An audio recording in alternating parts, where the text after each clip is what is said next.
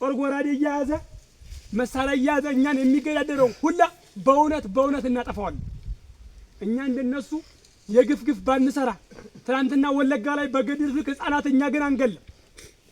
ትናንትና ደራ አካባቢ ላይ አይነ ስውር እየከተቱ ባቃጠሉ ልክ እኛ እናቃጥልም እንጂ ጦርና ጎራዴ ይዘው በተነሱበት ሰዎች ላይ ግን የእውነት እኛ ማጻፋ እርምጃ እንወስዳለን። ይሄ ምንም የማይቀር ነው። ግን ይሄንን በደንብ አድርገን እንሰራለን። ከዚህ በኋላ የኛ ውጊያችን ሸዋ እንደ ሸዋ ተመካከለ ዞን ሙያችን እንዲሆን በኋላ ሌላ ክልል ነው የምናደርገው። ከዚህ ክልል ወጥተን እነሱ መቅመስ አለባቸው፣ ሌላውም ክልል መቅመስ አለበት። ይሄ ነፃነት የሚታወጀው ለሁሉም ኢትዮጵያ ነው፣ ለአማራ ብቻ ነው። እኛ እንደ አማራ መከራ ስለበዛብን ተነስተናል። ግን በኋላ ስናውጅላት ለኢትዮጵያ ጭምር ነው። ለኢትዮጵያ አስራት ኢትዮጵያ የእመቤታችን አስራት ሀገር ናት። ስለዚህ ሰላሙ የሚታወጀው ለሁሉም እስከሆነ ድረስ ወደዛ ገብተን የምንታገለው። በዚህ ልክ በአንድም በሌላም ለእኛ የሚጠበቀው ምንድን ነው? መደማመጥ፣ መሰማማት፣ መከባበር ነው ብያችሁ። ይሄ ካለለ ነገሮች እየተፈረከረኩ ይሄዳል። ያችሁ አይደል? ይፍረከረካሉ። ይሄንን በደንብ አድርገን መስራት መቻል አለብን።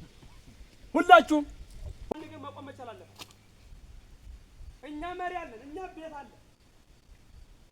በግል የሚያደናውስ ካለ ልንጠይቀው ይገባል። አንተ ማነህ? ከየት ነው የመጣው? ልንለው ይገባል። እኛ እንደ ሸዋ ጠቅላይ ግዛት እስ መሪያችን አንድና አንድ መከተማ። እኛም በመልካም ነገር ስንኖር ስንተሳሰብ ችግር ያለበት እንደ ችግሩ ተነግሮ ተችግሩ ይታረም። ለዚህ ታጋይ የሚያስፈልገው ነገር ስናደርግ ይሄ የመከራው አለንጋ ግርፊያው በቅርብ ቀን ያጠርልናል ማለት ነው። ይሄ ካልሆነ ግን በየተራ እንጠፋለን። ዛሬ ደግሞ እኛ በአንድም በሌላም ትናንትና ትግሉ ሲመሰረት የምታውቁት አንዳንድ ቆመ ጠብቀኝ ነበር አይደለም። ዛሬ ግን እናንተ እያያችሁት እኛም በእጃችን ይዘ ነው የምታዩት። ድሽቃው፣ ሞርተሩ፣ ስናይፐር፣ ብሬኑ፣ ነፍሰ ወከፍ መሳሪያ ከመጠን በላይ እየተዝረከረከ ነው። ይሄ በጀግኖች ልጆቻችሁ የተገኘ ውጤት ነው ጎበዝ። ገዝተነው አይደለም፣ ሞርተር ሄደን ገዝተን አይደለም። የፈለገውን ሀብት ቢኖረው ዛሬ ሞርተር መግዛት አይቻልም አይደል?